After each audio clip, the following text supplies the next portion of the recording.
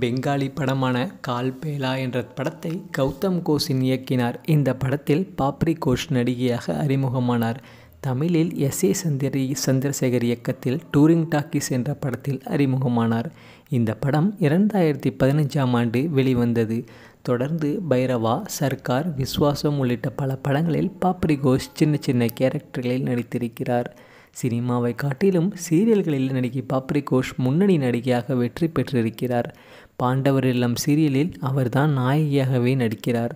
அது மட்டுமின்றி பூவே உனக்காக, சித்தி 2, மகராசி, வானத்தைப் போல, அருவி, சுந்தரி என பல சீரியல்களில் பயங்கர பிஸியாக நடித்து வருகிறார் பாப்ரி கோஷ்.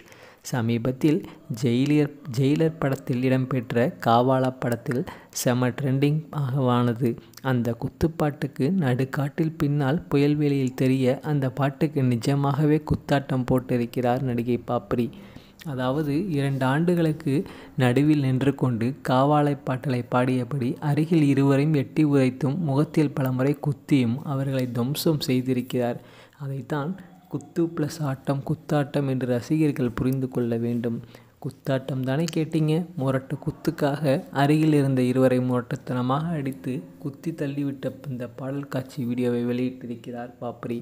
அந்த வீடியோ தற்போது செம ட்ரெண்டாகியும் வருகிறது. இவரை பற்றி நீங்கள் என்ன நினைக்கிறீங்கிறத கமெண்ட் செக்ஷனில் பதிவு பண்ணுங்கள்.